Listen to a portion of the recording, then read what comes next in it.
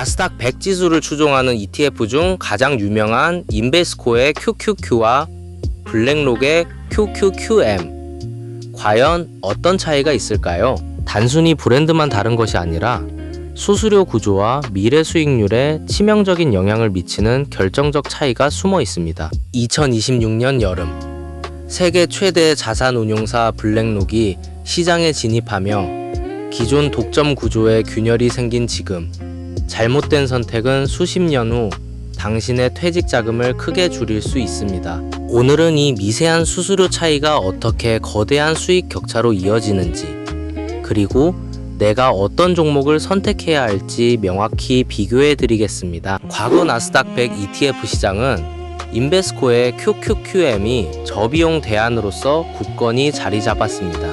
인베스코는 2020년 수수료 0.15%로 낮춘 인베스코 나스닥 100 ETF QQQM을 출시하며 장기 개인 투자자들의 신뢰를 얻었습니다. 하지만 2026년 현재 이 독점 구조는 거대한 변화의 흐름 앞에 서 있습니다. 블랙록의 등장으로 인해 시장은 단순한 가격 경쟁을 넘어 자산운용사의 신뢰도와 실행 효율성까지 종합적으로 비교하는 단계로 진입했습니다. 이제 막상 비교하려니 어디서부터 시작해야 할지 막막할 수 있지만 핵심은 명확합니다. 지금이 가장 중요한 선택지를 비교하고 내 포트폴리오에 맞는 최적의 지렛대를 잡아야 할 때입니다. QQQ와 QQQM을 단순히 거래량 차이로만 보시면 안 됩니다.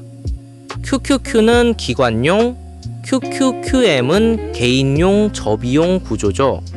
핵심은 숨은 비용입니다. 거래량이 적으면 호가 차이로 인한 슬리피지가 발생할 수 있어 수수료보다 실행 가격이 더 중요할 수 있습니다. 또한 QQQM은 나스닥 100만 추종하므로 글로벌 자산 배분 기능은 없습니다. 10년 후 수익 격차는 단순 계산보다 작으니 자신의 거래 빈도와 규모에 맞춰 유동성과 비용을 정확히 비교해 보시길 권합니다. 수수료 전쟁의 핵심은 인베스코와 블랙록의 전략 차이에 있습니다. 인베스코는 장기적으로 개인 투자자를 겨냥해 2020년 수수료 0.15%로 낮춘 인베스코 나스닥 100 ETF QQQM을 출시하며 저비용 고수의 자리를 굳혔습니다. 하지만 2026년 여름, 이 독점 구조에 거대한 균열이 생겼습니다. 블랙록은 전 세계 최대 자산운용사의 네트워크를 바탕으로 기존 인베스코가 제공하지 못했던 추가적인 자산 관리 서비스를 결합하여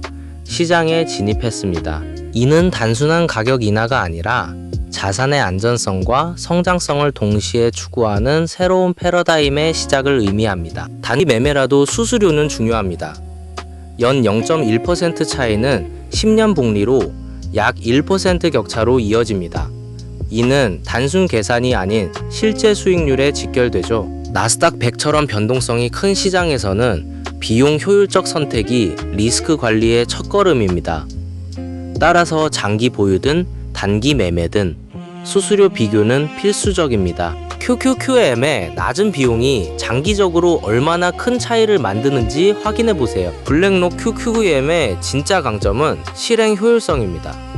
막대한 자산을 다루는 인프라 덕분에 매수 매도 시 발생하는 슬리피지를 최소화하죠. 이는 단순 수수료가 아닌 실제 거래에서 숨겨진 비용을 줄여줍니다.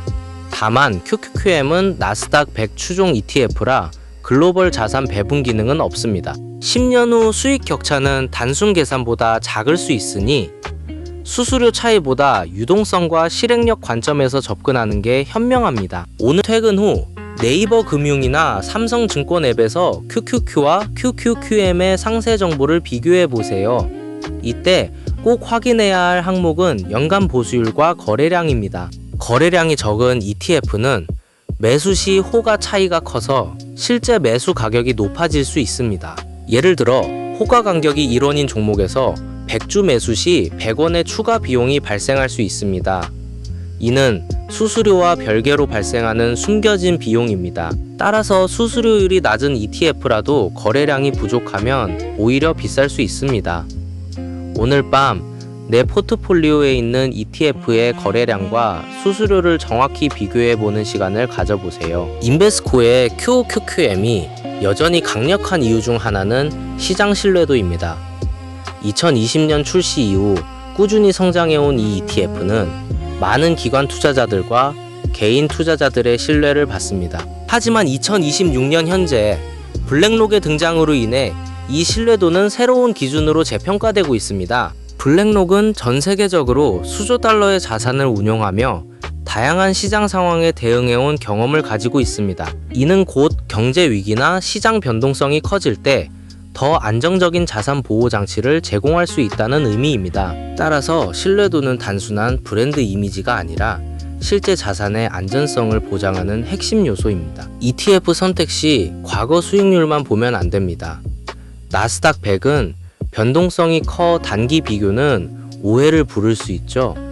대신 비용과 실행 효율성을 봐야 합니다. QQQM은 낮은 수수료로 슬리피지를 줄이고 블랙록의 강력한 인프라로 매수 매도 시 가격 차이를 최소화합니다.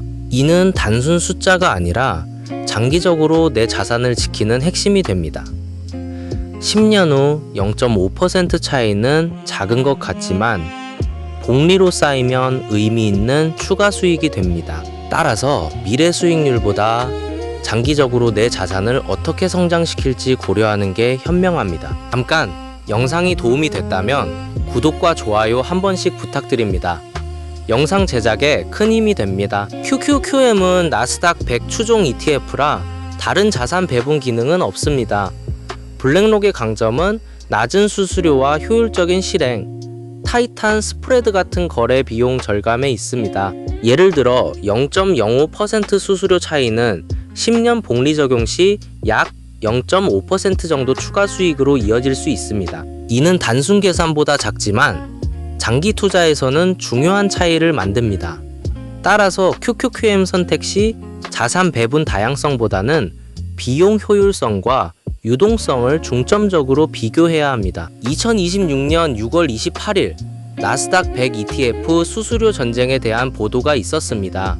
인베스코의 독점 구조가 균열 조짐을 보이고 있다는 내용입니다. 이는 단순한 시장 변화가 아니라 투자자들에게 더 나은 선택지를 제공하기 위한 필수적인 과정입니다. 블랙록의 진입으로 인해 시장은 더욱 경쟁적이 되어 최종적으로는 투자자들이 더 낮은 비용과 더 높은 서비스를 누릴 수 있게 됩니다. 따라서 우리는 이 변화를 두려워할 것이 아니라 적극적으로 활용해야 합니다.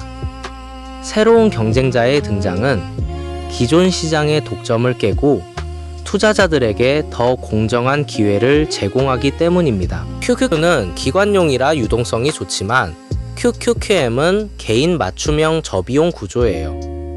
여기서 핵심은 숨은 비용이죠. 거래량이 적으면 호가 차이로 인해 실제 매수 가격이 높아질 수 있어요. 따라서 0.01% 수수료 차이보다 내 거래 규모에 따른 유동성 리스크를 따지는 게 더 중요해요. 단순히 숫자만 비교하는 게 아니라 내가 거래할 때 발생하는 실제 비용을 정확히 파악하는 것이 자산 효율성을 높이는 지름길입니다. 오늘 당장 할 수 있는 구체적인 행동은 내 증권사 앱에서 ETF 상세 정보 탭을 열어 연간 보수율과 거래량을 비교하는 것입니다. 이때 주의할 점은 단순히 숫자만 보는 것이 아니라 거래량 추이도 함께 확인해야 합니다. 거래량이 지속적으로 감소하는 ETF는 매수 시 호가 차이가 커질 수 있습니다. 예를 들어 최근 3개월간 거래량이 10% 감소했다면 이는 유동성 위험이 커졌다는 신호일 수 있습니다. 따라서 수수료율이 낮은 ETF라도 거래량이 부족하면 오히려 비쌀 수 있습니다. 오늘 밤 내 포트폴리오에 있는 ETF의 거래량과 수수료를 정확히 비교해보는 시간을 가져보세요. QQQM의 진짜 장점은 낮은 수수료보다 실행 효율성입니다.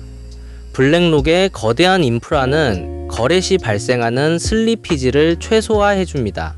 이는 호가 차이 같은 숨겨진 비용을 줄여주죠. 다만 QQQM은 나스닥 100 추종 ETF라 다른 자산 배분 기능은 없습니다. 0.1% 수수료 차이는 10년 후 약 1% 격차로 이어지지만 이는 단순 복리 기준이며 과장된 표현일 수 있습니다. 중요한 건 장기적인 실행력 최적화입니다. 블랙록의 기술력이 개인에게 기관급 거래 환경을 제공한다는 점이 가장 큰 메리트입니다. 2024년 5월 13일 QQQ vs QQQM에 대한 정답을 알려드립니다 라는 내용이 있었습니다. 이는 단순한 비교를 넘어 투자자들에게 명확한 가이드를 제공하기 위한 시도였습니다.